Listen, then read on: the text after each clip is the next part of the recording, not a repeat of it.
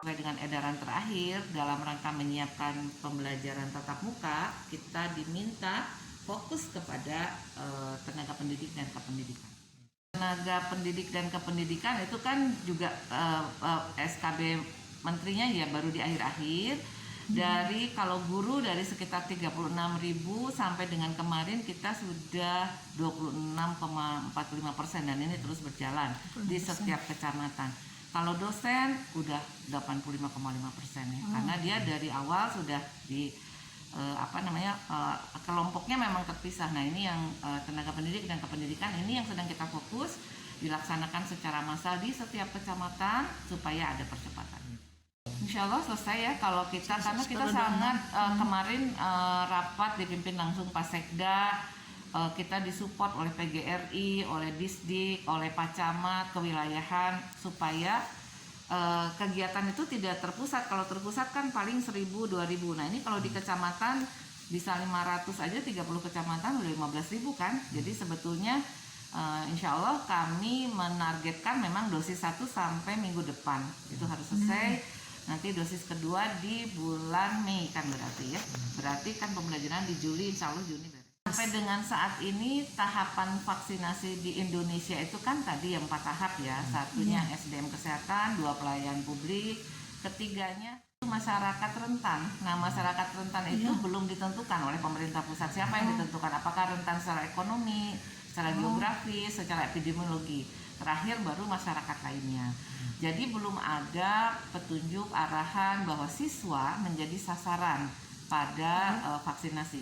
Dan saya ingin sampaikan vaksinasi bukan satu-satunya persyaratan untuk pembelajaran tatap muka. Banyak hal lain yang utama adalah disiplin terhadap protokol kesehatan dan kelengkapan sarana mempersiapkan supaya tidak terjadi 3M tadi gitu, supaya tidak terjadi ada kerumunan, jadi ada social distancing misalnya. Punya tempat pencuci tangan, punya juga kelas diatur lagi, ada shift dan sebagainya. Jadi itu yang lebih penting mempersiapkan secara holistik, baik itu perilaku, sarana dan vaksin. Sampai dengan kemarin ya, data 13 April kita sudah memvaksinasi sebanyak 261.392 orang. Jadi kalau dari total sasaran itu sekitar 55,05%. Kalau per kelompok, kalau SDM itu 123,91% dosis satunya. Kalau petugas publik ya alhamdulillah ya sudah 99,41%. Lansia yang masih kita butuh perhatian itu baru di angka 28,53%. Ya lansia itu kan banyak sekali tantangannya. Kesatu dia ketergantungan, dia nggak bisa datang sendiri. Kedua secara fisik juga banyak syaratnya. Dia harus memenuhi baik secara medis maupun juga secara kerentaan juga harus lolos ya. Kemudian yang terakhir kita sangat hati-hati tidak mau kalau lansia juga harus nyaman ya, dan juga di fasilitasnya kalau terjadi sesuatu harus cepat ada penanganan. Jadi kita memang sangat berhati-hati walaupun kita ingin percepatan. Jadi ada strateginya khusus. Nggak secanggih anak-anak muda masuk ke link dan sebagainya, itu pun harus kita bantu dengan mendata lewat RT, lewat RW. Jadi dari mulai pendataan saja kita sudah membuat terobosan-terobosan. Yang kedua memudahkan itu di semua vaskes. Lansia itu kita fokus di semua vaskes. Kemudian kalau ada massal kita utamakan juga lansia sekarang dengan diantar, dijemput. Massalnya itu di terdekat, jadi di kecamatan, di puskesmas, jadi tidak jauh-jauh. Kalau di masyarakat itu puskesmas kerjasama dengan kewilayahan, dijemput oleh Babinsa, Binmaspol pakai kendaraan operasional ya. Mereka mencari cara bagaimana supaya lansia itu jadi tidak semua kesulitannya dapat ditangani, karena bukan soal medis saja kalau lansia. Itu sedang mempersiapkan, sudah membuat pedoman. Nanti pun kalau akan dibuka kita harus cek dahulu kesiapan di sekolah. Jadi pembelajaran tatap muka ini bukan harus tapi dapat. Artinya sekolah yang sudah mampu mengajukan nanti dicek oleh Satgas.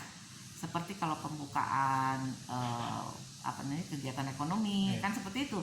Mereka mengajukan, kita cek kalau memang dianggap sudah memenuhi standar, baru kita berikan izin lah bahwa boleh tatap muka. Kalau secara nasional kita masuk nanti ke kelompok rentan. Nah, yang disebut definisi rentannya itu yang masih kita tunggu. Apakah rentan ekonomi atau rentan secara geografis, rentan secara epidemiologi. Angka temuan kasus kan terus ada di Kota Bandung, di Jawa Barat, di Indonesia, bahkan di dunia. Tapi jumlah temuannya tidak sebanyak misalnya 2 bulan lalu, 3 bulan lalu begitu ya. Jadi turun. Puncaknya tuh nggak sampai ke puncak. Kalau Kota Bandung tuh Februari Januari itu tinggi setelah libur panjang ya. Nah sekarang di bawah 100 gitu ya. Kemudian suatu gambaran bahwa ini suatu gambaran penyebaran di masyarakat masih berlangsung, pandemi masih ada. Nah ini masyarakat harus selalu ingat bahwa pandemi masih berlangsung, semua masih harus disiplin dalam protokol kesehatan. Kemudian kalau dikaitkan dengan vaksinasi bisa jadi menjadi tadi itu melengkapi upaya menangani pandemi. Karena kan yang penting tadi 3M tetap berlangsung, 3T-nya tetap berlangsung. Kalau dihubungkan secara langsung tentu harus ada kajian lebih lanjut.